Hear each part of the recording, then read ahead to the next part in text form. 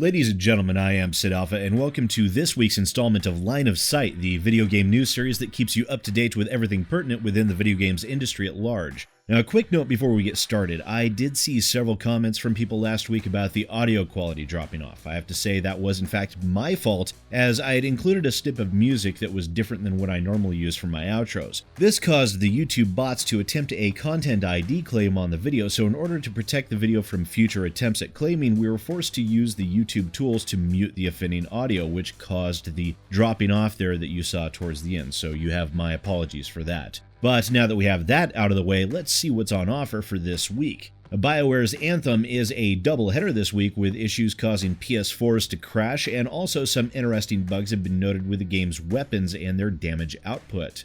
A bit of good news for nostalgia fans out there, as it was announced that the original Diablo has been released on GOG. A CD Projekt Red will be bringing Cyberpunk 2077 to E3 2019, and Devil May Cry is also a doubleheader, I should say tripleheader this week, as we cover the in-game music, censorship on the Western release on the PS4, and the dreaded de nouveau DRM on PC strikes again. Now that we're all queued up, let's go ahead and get the ball rolling. It seems we have a lot to go over. Our first story, or rather stories up for today, is Anthem. Now, it would seem that the live services title, Anthem, just can't keep its nose clean for more than a week at a time, as this past week Anthem ran into not one but two major issues that plagued an already extremely marred launch, with problems severe enough to cause gamers' PlayStation 4s to completely power off. Some have accused the game of outright bricking their consoles, and then it was also discovered that mistakes were made in the damage dealt by the weapons in the game, leaving gamers with the discovery that the weapons they started the game with turned out to be the best weapons in the game.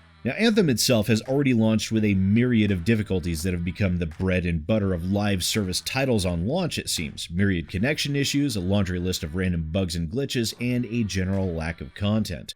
Labeled by many as being uninspired with no real value to be had, Anthem has been pummeled by negative critique on the part of gamers and of YouTube critics alike, and only meeting middling review scores by traditional games media. However, this latest series of issues has definitely put BioWare on the back foot, and it has led some to be concerned for the development studio's continued existence, as Electronic Arts is well known for shutting down studios that fail to deliver, although it has been noted that BioWare states that those concerns are unfounded. It was posted on Reddit by multiple users that Anthem was causing a myriad assortment of issues on the consoles, particularly the PS4. One Reddit user in particular, the Mad Titan Gauntlet, noted that their PS4 had been completely bricked by the game. This Redditor and many others noted that the game was causing an adverse effect on their consoles. Another Redditor that goes by Harley Quinn RS provided additional details on the matter, stating that the error code they were receiving, CE36329-3, was a system software code and was not the same error one gets when the console overheats, and that the issues would also occur if one shuts down their PS4 while Anthem was still running.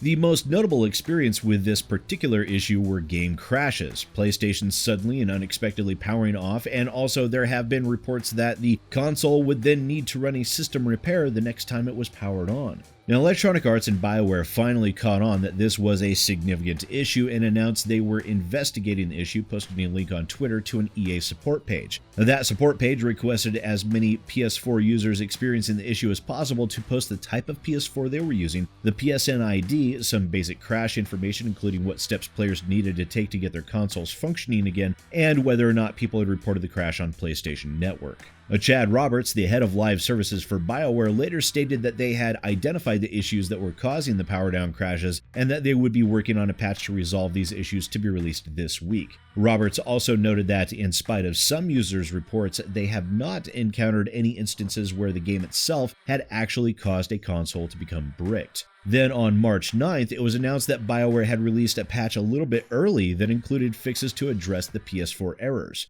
And while all of that was going on, there was also the issue with Anthem's weapon damage. Now, this issue, originally posted by Reddit user Yeet Lord Supreme, they outlined one specific example involving the level 1 common Defender rifle and the level 45 Masterwork Rauner's Blaze rifle. The former is stated to do 286 damage against a normal Scar Trooper, while the Masterwork shows a damage rating of 1,184 against the same type of Trooper. He continued that it takes 6 bullets from the Masterwork rifle to take down the Scar Trooper, and given the stated damage, it should take around 20 to 25 rounds from the common Defender rifle.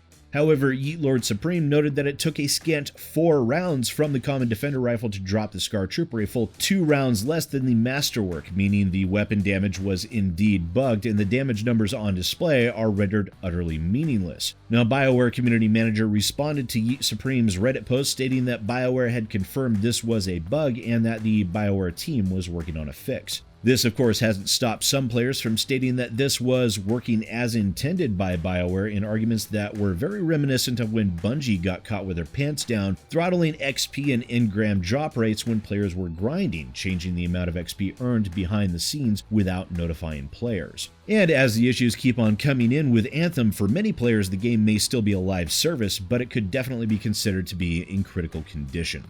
Well, that one took up a little bit more time than I'd expected, so how about we talk about a story that's a little bit shorter? Now, as the phrase goes, stay a while and listen. A few days ago, it was announced that Diablo, of all games, was available on GOG.com, fully digital and DRM-free for the first time ever for this particular game. Diablo, for those few of you gamers out there that are somehow unfamiliar with the game or the franchise, was originally released on PC in December of 1996. Good lord, I was still in high school. Thanks for making me feel old, Blizzard. Diablo is an iconic, that's real iconic, not Ubisoft iconic, hack-and-slash RPG that is beloved the world over. Now, it is a bit of a surprise to see this game on GOG, a distributor that prides themselves on DRM-free gaming, as opposed to Battle.net, which is Blizzard's DRM launcher and platform. It is worth noting, however, that this is not a remaster of the game. Now, when you purchase the game on GOG, you actually get 2 different versions. The first being the vanilla version of the game that essentially runs as is on the 1.09b base code, although it does include a fix that allows the game to render properly on modern monitor resolutions. The second version includes full DirectX support, including borderless windowed mode, anisotropic filtering, and anti-aliasing. All of this was done by GOG and not by Blizzard Entertainment. Per Ars Technica, the vanilla build of the game does allow for connecting with friends through the game's original and rather rudimentary Battle.net chat lobby interface, although it will require some specific ports being opened up in your Windows firewall to do so. So if you want to revisit an old classic, or if you'd never had the opportunity to play the game that started off the Diablo franchise, it can be picked up on GOG for $10, and as someone who had spent hundreds, if not thousands of hours playing Diablo and its expansions, I can tell you that as far as nostalgic games go, this one would be worth every penny. And just to reiterate for the sake of posterity, there is no cow level. Next up on our list is CD Projekt Red will be bringing Cyberpunk 2077 to E3 this year. CD Projekt Red has enjoyed something of a darling status within the video games industry, with their Witcher series showing a skyrocketing elevation in gaming standards to the point where The Witcher 3 has become the yardstick by which many other games are measured when it comes to quality versus cost and the amount of content released by the developers as well as how it has been released, most notably in the form of traditional expansion packs as opposed to the more bite-sized DLC that we've seen in the modern AAA industry today. As such, many gamers have been extremely excited to see what CD Projekt Red does with their upcoming game Cyberpunk 2077. Now, in that regard, CD Projekt Red did announce that they would be bringing Cyberpunk 2077, the studio's very first departure from the world of the Witcher series, to E3. However, in the video that has been on your screen that was posted to the PS4 channel, the developers discussed that there are a lot of new challenges that the team are tackling, including a fully customizable character as opposed to playing a narratively fixed character like Geralt of Rivia. The game will also be first person in order to capture that feel of self as opposed to controlling another character. The game itself takes place in an Elseworld-style alternate reality to the Cyberpunk tabletop role-playing world, which CD Projekt Red chose to do this specifically so they would have the freedom to make changes to better fit the environments of a video game. Within that video, the developers do warn that they have a lot of work ahead of them and that they are holding to the same message they had in 2013 of the game will be ready when it's ready. So those of us that are expecting a release date announcement at E3 2019 might be in for disappointment, but who knows, maybe the developers have been installing augments in themselves to speed up the development process.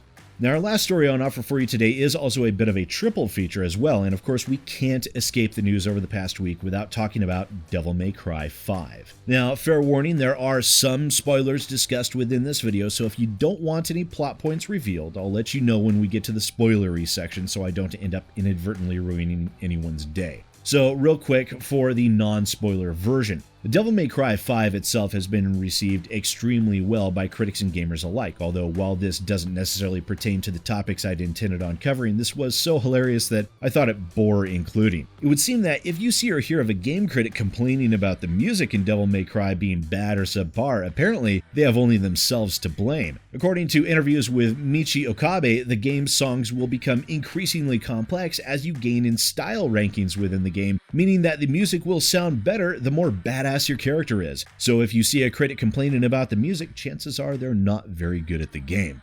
However, there is a bit of a controversy with Devil May Cry, as it would seem the Western version of the game has had a bit of J.J. Abrams' lens flare style censorship going on. It was found that some scenes containing partial or full nudity within the game, at least on the PS4 version, have had lens flare included to block out the naughty bits. Oh, for all of you spoiler-conscious people out there, this is the part where you stop watching and listening. Are they gone? Good, okay.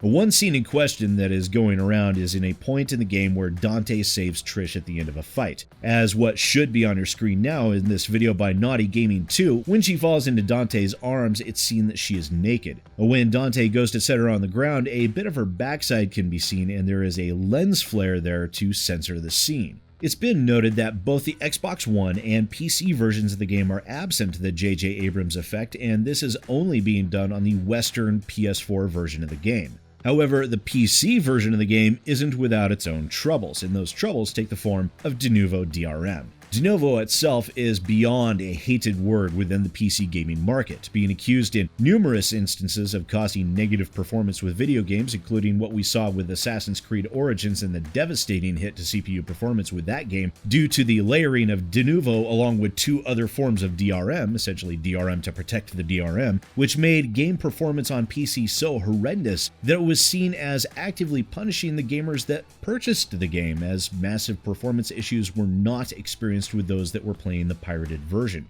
On a Steam guide that pointed to a developer version of the game's executable that has since been removed by the developers, the poster noted that there was an approximate 20 frames per second improvement with the de novo protection missing. Now, in that guide, they showed two screenshots. The first with de novo running, which showed a frame rate of 74 frames per second, where the second screenshot with the de novo DRM not included in the executable showed a frame rate of 93. In order to confirm this, Eurogamer's Richard Ledbetter posted an article in which he outlined how they performed their own tests of this, and when bringing CPU load to the forefront to be able to better mark any differences between de novo versus de novo free, the DRM free version of the game ran at 13 frames per second faster. Eurogamer also noted that this performance difference could be based on hardware and your own mileage may vary, but for many PC gamers out there, it is yet one more reason to continue to despise the de novo DRM. And that is all we have for you today on Line of Sight. Thank you so much for checking in. If you want to see, or rather hear, more of me, don't forget to check me out on my own channel over at youtube.com/SidAlpha. I'm getting mighty close to 100,000 subscribers and could use all of the support you can muster. And also as a reminder, Exclusively Games is a new project and it really does need all the help you can get. So please remember to hit that like button, drop a comment down below. Even if it's a silly joke, it still helps appease the algorithm overlords. And don't forget to subscribe and share these videos on social media. It is a huge help.